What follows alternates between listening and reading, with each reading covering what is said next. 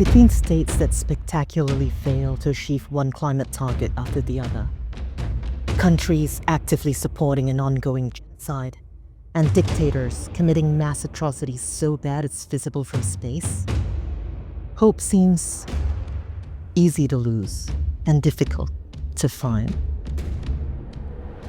And yet, in the midst of all the horror, one cartoon flag appears again and again and again, hoisted in defiance of the status quo. Like a flicker of hope that resonates across the world, refusing to be extinguished. What is it about One Piece that makes it so powerful? And more importantly, what can we as storytellers learn from it? On August 28, 2025, a 20-year-old by the name of Afan Kurniawan was brutally murdered by the Indonesian state police. He was crushed by an armored vehicle. And the irony about this is that Afan Kurniawan was not even protesting. He was there to deliver food or doing his job as a gig worker. At this point in time, the Indonesian government has been making the rounds in international news for toying with the idea of censoring the One Piece flag. But it is markedly different than, say, the hammer and sickle, because the straw hat flag does not really stand for any specific ideology. In fact, it's closer to what Lacan would call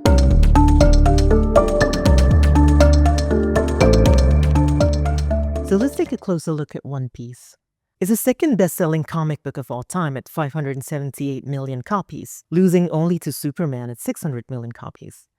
It's a story about a pirate with superpowers. Luffy can stretch. Zoro, not really a superpower, but he does use 3 swords, which I guess counts as superpower. And other pirates can turn into dragons. There's like marines led by literal volcano human. It's really cool.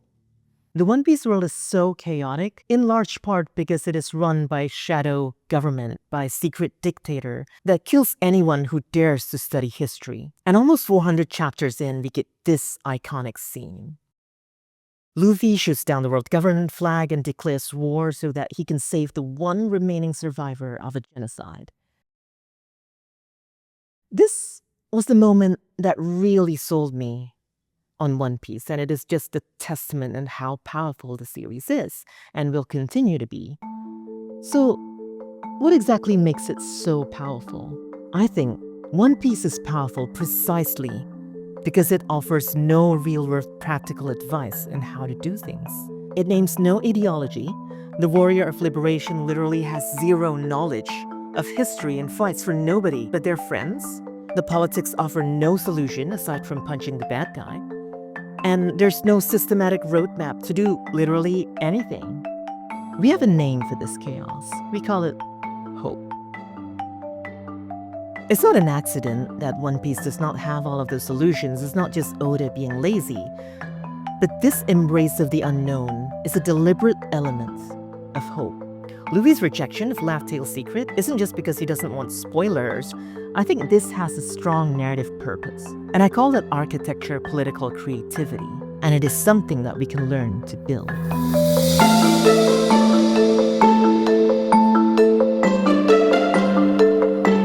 The Ones Who Walk Away from Omelas is a short story by Ursula K. Le Guin, published in 1973.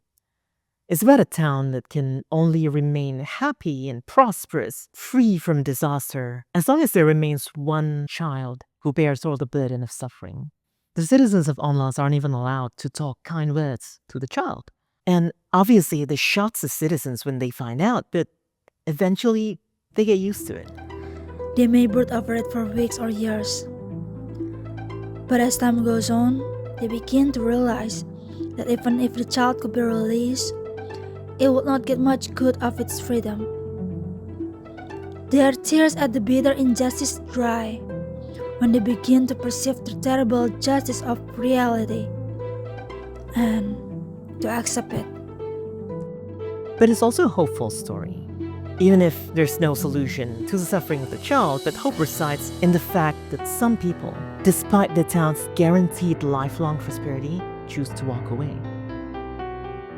Even if there might not be another town, even if there might not be another direction or place to go, they, quote, seem to know where they're going. This story is one of my favorite precisely because it really defies any description. Not even what happiness means for the town. You can just imagine it however way you want. This is your vision of prosperity. This is your vision of happiness. Go ahead. This is what it is. What do you think of morality? What do you think of sexuality? What do you think of laws? What do you think of technology? If that's your vision, then that's how you imagine Omelas to be. So it really leans into something called disepistemology, which means letting go of rigid ways of knowing, of the structures of knowledge itself, to allow for radical change. It also correlates to authorial death or the death of the author. Basically, the author's desires, the author's intentions are not the be-all and end-all of what a story can be interpreted as. It's one among many post-structuralist traditions that signifiers don't exactly have fixed meanings. So if things don't have a fixed meaning, that means neither do ideology or justice or any of those large terms that's been used to oppress us. And this is where Lacan comes in. Every oppression by the ruling class is a desperate attempt to cover over this contradiction. Every struggle by the marginalized is a resistance to this oppression, an attempt to uncover this contradiction, to just expose this, hey, this fixed meaning is oppressive. We get to determine these things. We get to determine these kinds of meanings.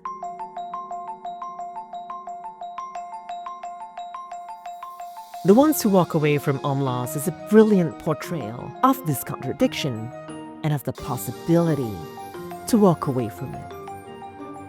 One Piece structured its entire world building around the dynamics of this contradiction. Goldie Rogers' execution on the very first page of the manga, it is a call to adventure, but is it just that? Is it only a call to adventure to gain some treasure? Because 1100 chapters in, we still don't know what the treasure is. We still don't know what the One Piece is. So isn't it more apt to take it as a call to go out there regardless of what you'll find? A call to walk away from the One Piece version of Omelas?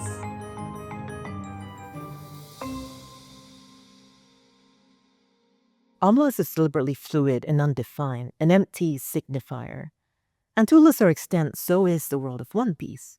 The Straw Hat flag isn't a fixed symbol of freedom or revolution. Rather, it shows the very whole in ideology, the point at which it fails. The Jolly Rogers in One Piece are so thrilling because they signify the outside. They signify that you can walk away.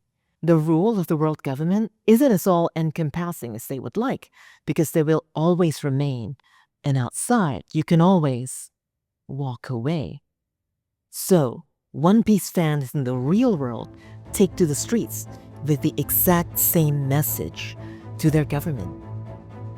Hey, this thing you preach about justice and equality, our existence right here, waving this flag, is the very proof that it does not work.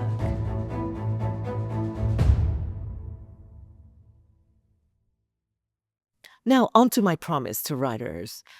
How can we spark a similar kind of hopeful, revolutionary spirit in our works? Tip number 1, don't try to force meaning in your stories. This can mean trying to offer a practical solution to real-world problems.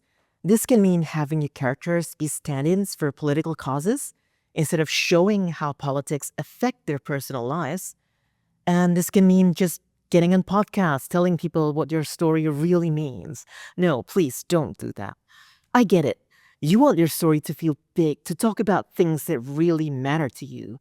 You're an activist. You go out there. This is your daily job, right? You go out there speaking to people. Hey, this is how the world ought to work. But I tell you one thing. This is by far the fastest way to make your story feel preachy.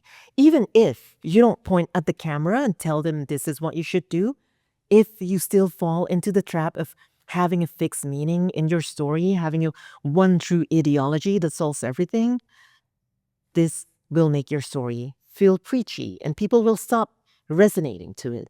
Instead, embrace not knowing. What is outside of Omelas? What is the One Piece?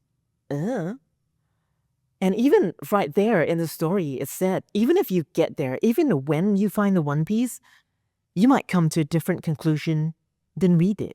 Because faith and hope can only happen because you don't know. You have faith when you don't know. Roger had absolute faith that his death will usher in a new era. Does he know for a fact? Is there like a scientific equation? Is there like a set prophecy? Did Vegapunk tell him to do that?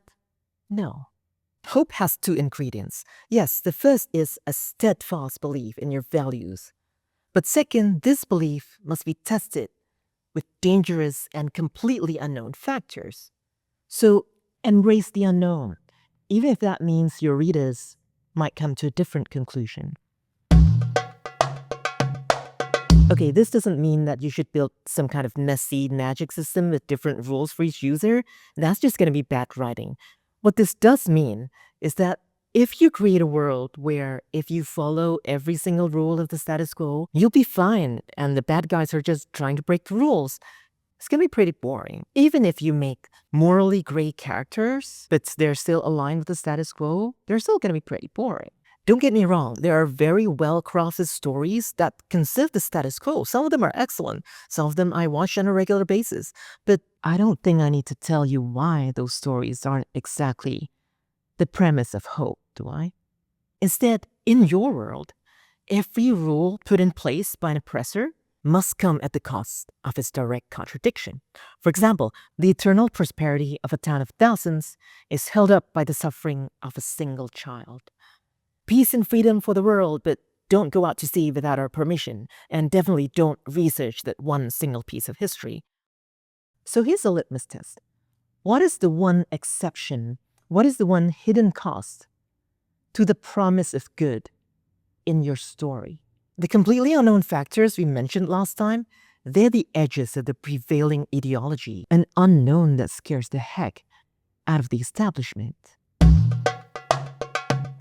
The third and most important tip of all, political creativity is about world arcs. Okay, so there's a million writing gurus and tips out there telling you how to write character arcs, so I'm not going to get into that here. Don't get me wrong, character arcs are important, but I think an often overlooked part of storytelling are world arcs.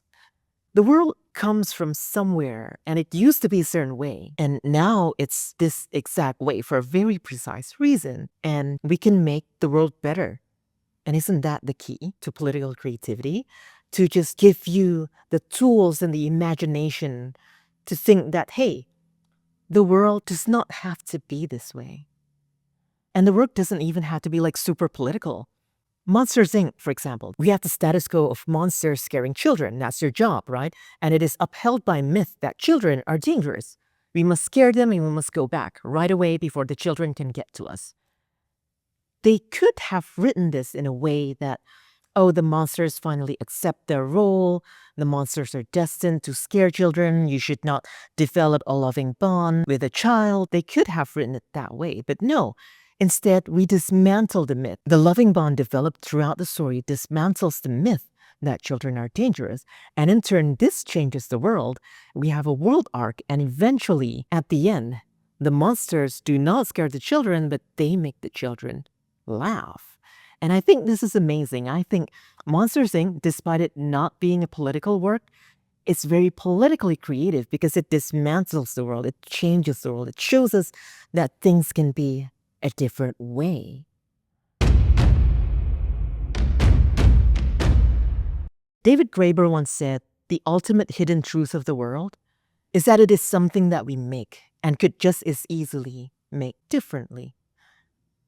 Political creativity, for me, is not about building rigorous political systems for your story, nor is it about precisely criticizing ideologies or promoting formulas of social change.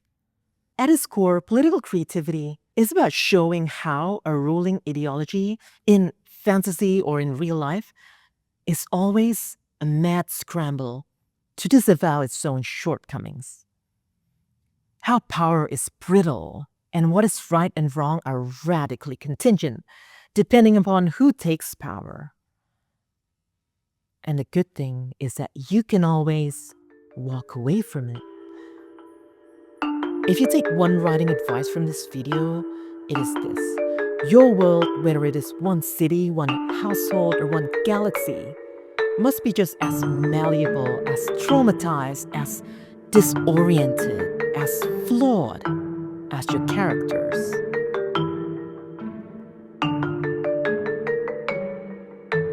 Afan Kurniawan's death at the time sparked fiery protests for about 2 more weeks. The color of his uniform alongside the pink hijab of this lady became the color of the protest. The many Gen Z protests across the world at the time achieved different levels of success. In the grand scheme of things of all of these Gen Z protests, did the One Piece flag really play that big of a role? Probably not. Would the protests have happened if they didn't have the straw hat flag? Yeah, absolutely.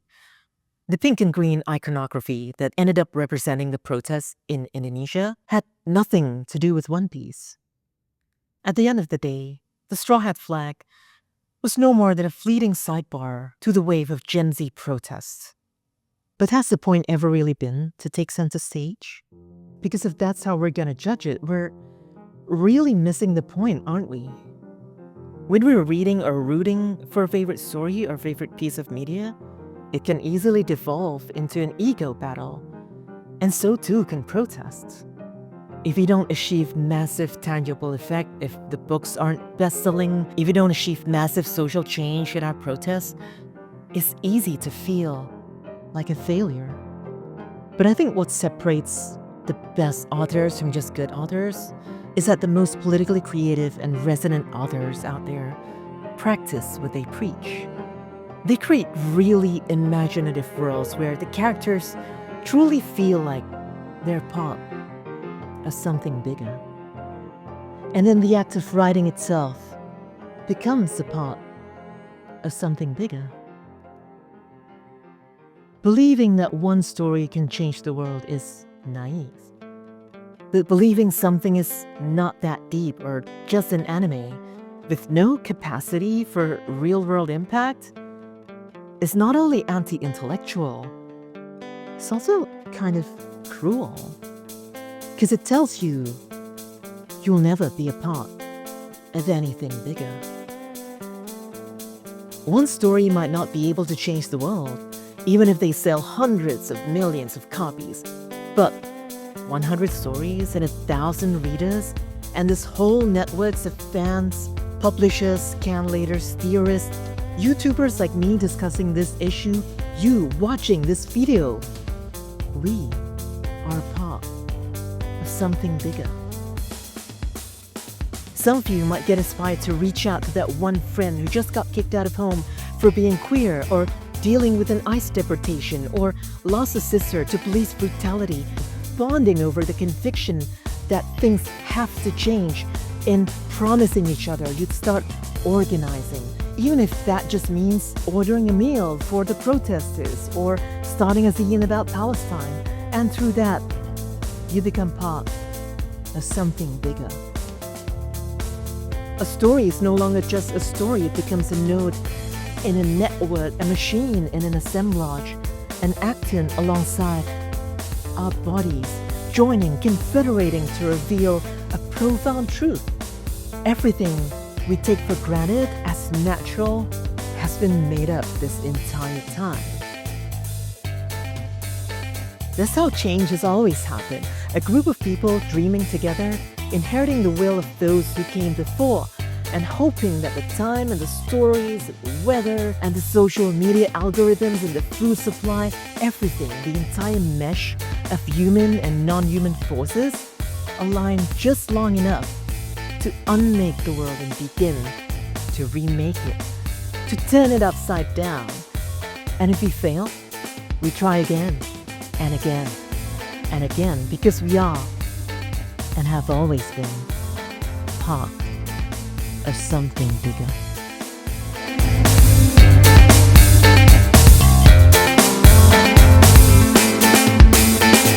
Hey, it's Bonnibel. Thank you so much for watching. This is normally the part where yawnings would scroll past if you were a paying supporter, but there's none of that just yet because this channel is just getting started and I have no idea if people will like it. So if my way of looking at stories resonates with you, the single biggest help you can do is to subscribe. It tells YouTube these kinds of videos are worth making. So let me know your thoughts on One Piece, Omelas, political creativity, and hopeful storytelling in the comments below, and what you'd like to hear me talk more about. This whole project is a one-person show and I could really use all your support so I can keep doing this for a long time. Thank you so much and I'll see you in the next video.